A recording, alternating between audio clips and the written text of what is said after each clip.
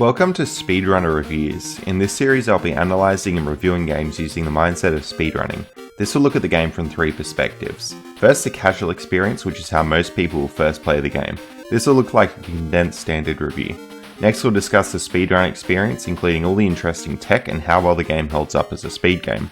Finally, we'll look at the tool-assisted speedrun, showing what the game looks like when pushed to the theoretical limit.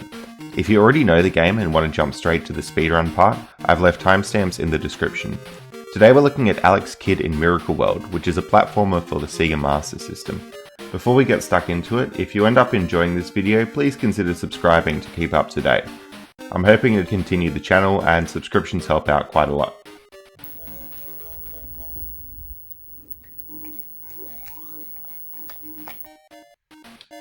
So in terms of what game this is, it's essentially just Sega's equivalent of Mario. There are a lot of differences, but it's quite often compared to that, and I'm sure they would have been feeding into the Mario craze at the time.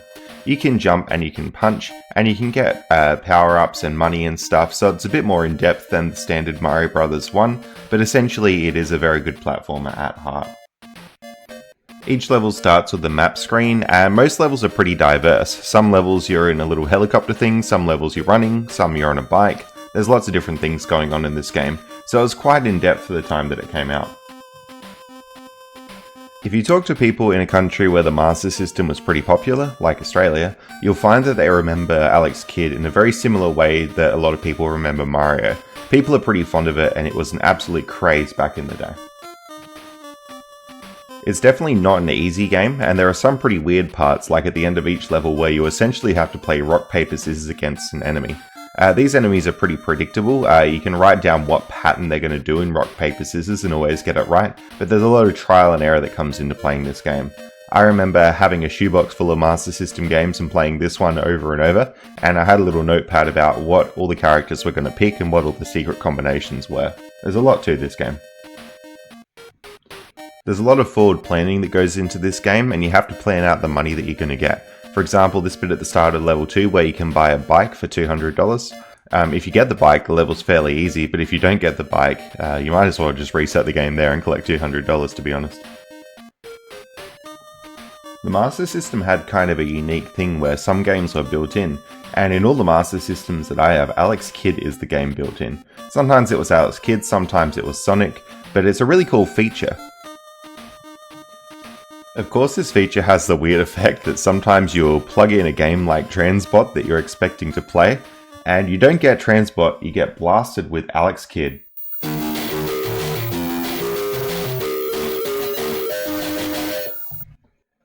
The only surefire way to avoid this issue is to use a cartridge of Alex Kidd, and then when you play it you'll never know whether you're playing the cartridge version or the version built into your Master System.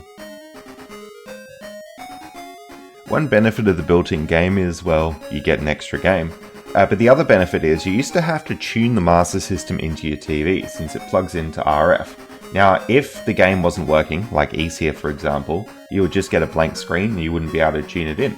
But if it wasn't working on a Master System, well, you just get Alex Kidd and the tuning still works out all fine. I'm assuming that might be part of the reason why they made this decision, because if you'd never used a video game console before, you might not know how to tune it in, and you want some picture coming out to help. Moving back to the game itself, I want to talk about version differences. If you play the original version of this game, you might start getting a little bit frustrated. See, the jump button is on the left and the punch button is on the right. That's really weird to adjust to, and sometimes it can kind of ruin the gameplay. A lot of people who played this back in the day actually prefer the control style like this, but I am not one of them. In a later revision, they did fix this so that the jump button was on the right, and I'm assuming that made it easier for more people to access and made it a little bit more like Mario.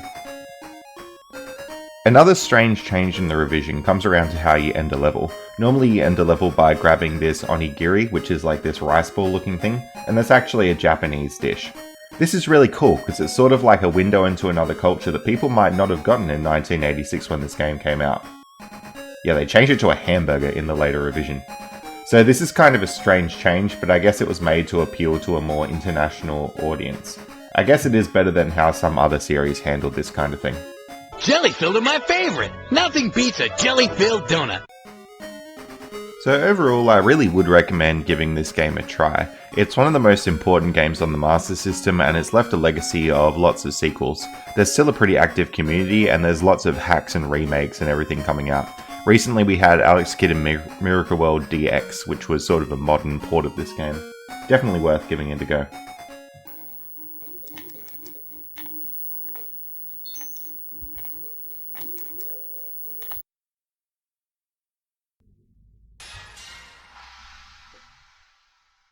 Just a heads up that the speedrunning section will unavoidably have some spoilers in it.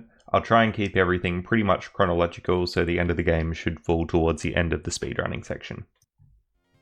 So this is what the speedrun leaderboards look like for Alex Kidd. You can see it's fairly big for a Master System game, and the no glitches category is generally a bit bigger.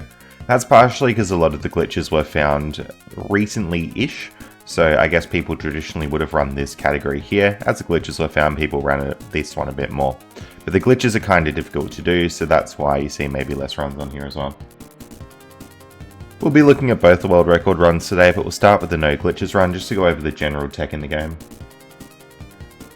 Starting off with the glitchless record, you can see Alex here coming down through level 1.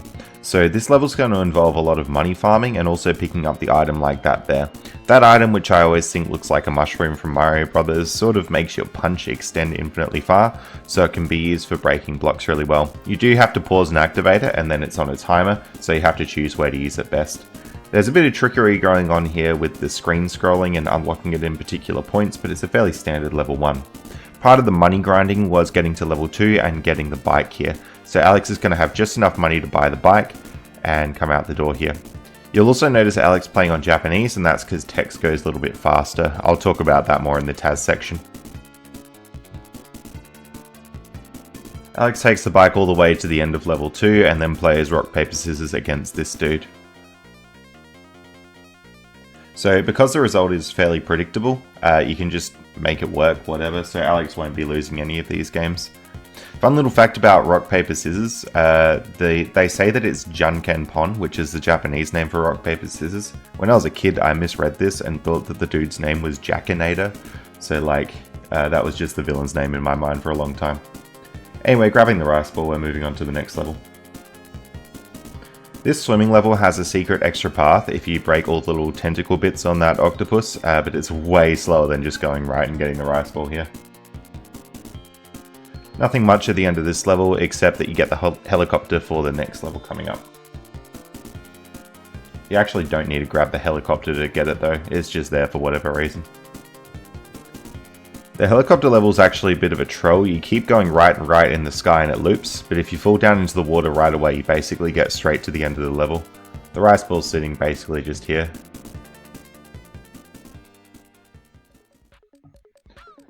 In this level we see our first actual boss fight. You'll find that bosses aren't overly challenging in this game if you just keep punching. They will kill you on one hit, so they can be pretty difficult, but once you get the pattern down it's not too bad. Moving on, we have the volcano level, and Alex is going to equip that item I was talking about, the one that looks like Toad.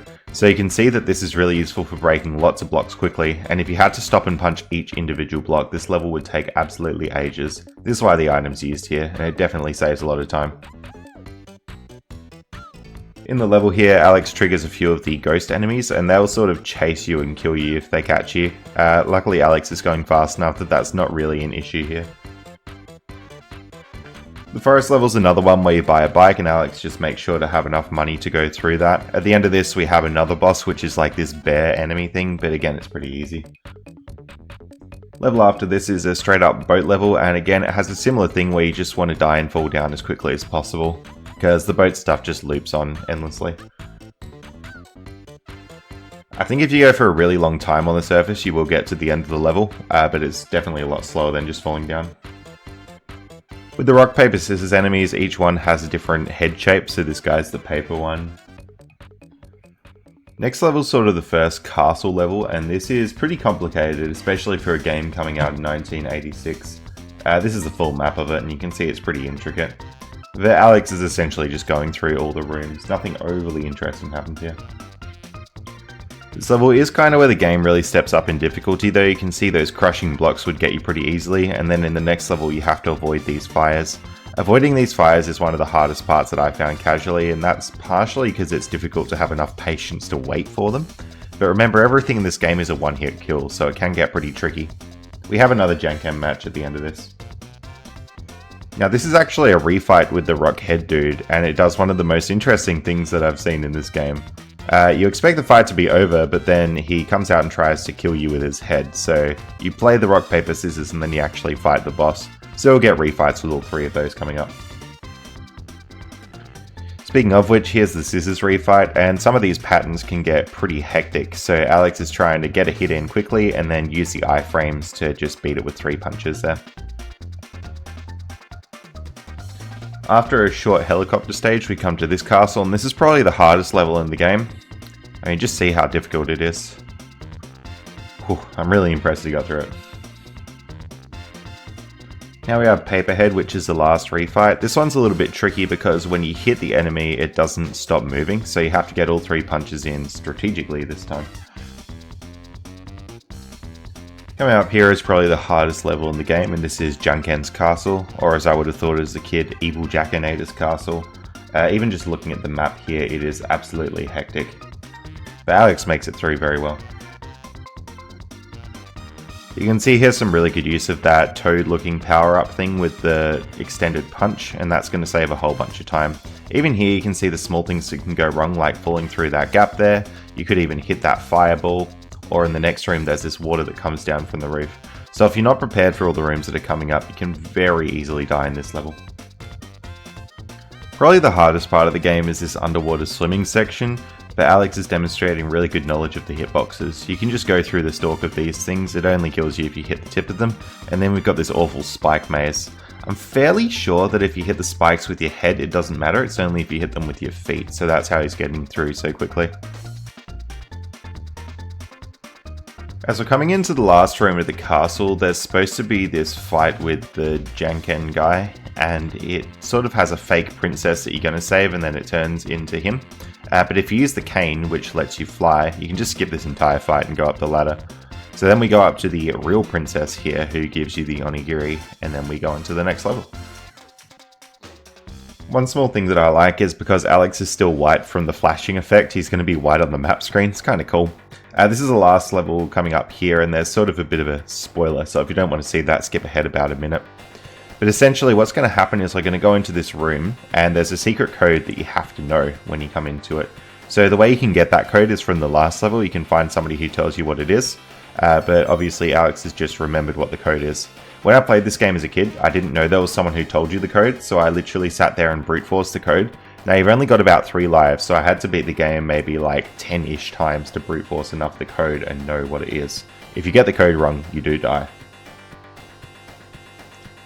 Now we're going to move on to Strackle's world record, which uses glitches. The first glitch we're going to see is a text skip glitch here, and that's done by pressing the pause button and unpausing just before a text box comes up. It can be a bit tricky since the pause button is on the master system itself, but if you time it right, you'll skip the entire text box and then launch into the battle straight away. So the next glitch coming up is a glitch used to skip that very big castle stage we saw before. It's the first castle in the game. This is a glitch that I actually found while making the Taz a little while ago and then made a big tutorial on it. Since then it's been adapted for use in RTA runs. And when I found the glitch, people pretty much picked it up straight away and started doing it. So you come off the ladder and you move downwards when you're going up on the screen transition. That makes you transition downwards on the screen. Essentially what happens is the game loads random object data from later on in the memory, which is pretty unrelated to what's actually in the level, but it can load rice balls there. So Alex kind of navigates to the nearest rice ball out of bounds and makes his way up there and touches it. It's a really difficult navigation to do, and it looks quite simple, just move to the rice ball, but it's really complicated because you're sort of down a screen compared to where you should be. Just coming back to the footage of the glitch again, you can see Strackle's going to be leaving the ladder by jumping off at the top and then navigating down the screens. Then moving to the right can be done by doing full jumps. You can't just walk to the right here. So there's going to be a couple of full jumps going up and down a screen, and this is moving slightly to the right each time until Strackle's in the right position to touch the rice ball and finish the level. A pretty intricate glitch. There's a few easier methods you can do with rice balls further away, but of course they take a bit longer. And part of the reason you have to come from underneath and do the weird jumping thing is because that rice ball there is actually inside a wall, so if you were in this room normally you couldn't touch it.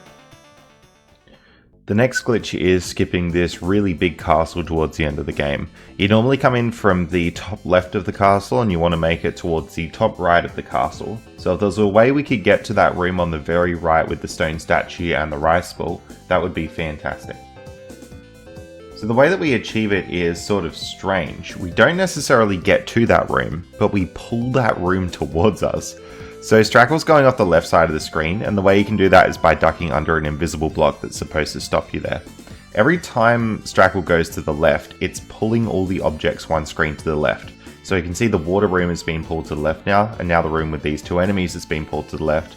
And if we keep going like that, we can sort of pull all the rooms to the left until we get to the end of the level. It's actually kind of funny because when you play hacks of this game, like ROM hacks, and they have this level hacked to something else, you can still do that trick and mess with the levels in the ROM hack.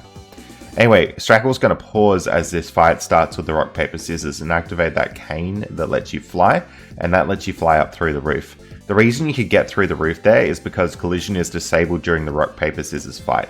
So then the next round starts and you sort of lose control, but you have to just play out that round as per normal. This is a very difficult glitch to do, and there's a lot that can go wrong with it, but if you do it right, you'll float up through the roof without collision, and then when the fight is over, you'll regain control, and you'll be able to touch the ground and get this rice ball. Definitely one of the most difficult glitches to do in this game, and there's a lot of weird differences that can happen when you do it, just based on small nuances. Strackle then just finishes out the run in the same way that the glitchless run finished off. So the speedrun's really fun, I would recommend it. It's a quite difficult speedrun to do, but definitely worth your time. It's highly optimized, so it's good to have a lot of examples to work off of.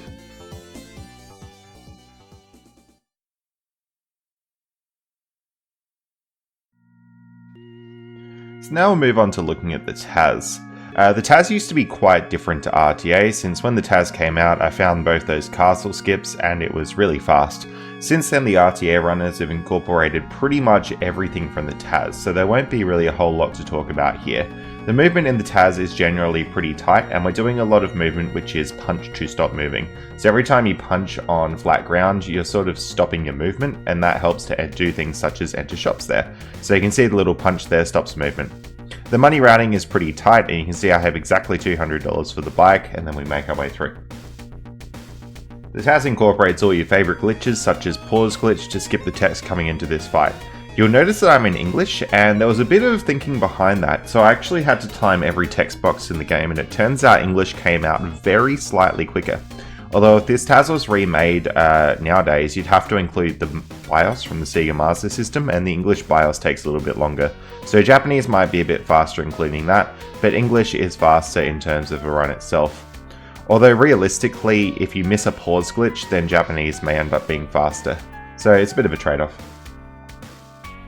Some things in the TAS are faster, like boss fights. Here you can just punch really rapidly, and you always get the pause glitches in a TAS because you play perfectly, so I pause glitch away the text there as well. The TAS glitch will use the punching arm in the volcano level, but in difference to RTA, there's no real need to slow down and be careful, so the TAS can pretty much go full on through the level and save a little bit of time here and there. The TAS does this first castle skip pretty much the exact same way as RTA. Again, it's not easy to do, and it took a lot of research to find the quickest method, but it's pretty nice that that hasn't changed since the 7 years ago that the TAS came out. One difference in the TAS and RTA is that in the TAS I actually use that hand upgrade to beat these bosses. You can see I'm going to be firing off the hand as soon as the head starts moving, and that's just a little bit quicker than walking all the way across to it. And after 3 hits we've won. This hand upgrade strategy is also used on the paperhead boss, and you can see it saves actually a bit more time here because I'm so much further away. Now, Janken Castle skip will look pretty much the same in the TAS as it did with the RTA run before. So there's a lot of different methods you can do this glitch, but this one's the quickest, where in the first round you float up towards the second room, and then here on the TAS I pause and unpause to get a little bit of movement towards where I want to go. That's a little bit more movement than what RTA got, so it saves that bit of time there, but this is the quickest method in which you can do the glitch. I would love to one day find a method of this glitch that doesn't require you to play both rounds of rock, paper, scissors, because the rock, paper, scissors itself is actually pretty slow. There's one thing that I really don't understand, and it happened in this TAS. When I came into this room, the screen was just blue for the entire time. It actually saved a frame or two as well. Normally you'd be opening the door to get into this room here. That would be really frustrating if it happened to RTA because you couldn't see what you were doing, but in the TAS it was a cool little thing at the end. We finished off the TAS with some clean movement on those blocks and grabbed the crown there. So this was actually a really fun TAS to make, and it was one of the earlier TASs that I made. It was 7 years ago.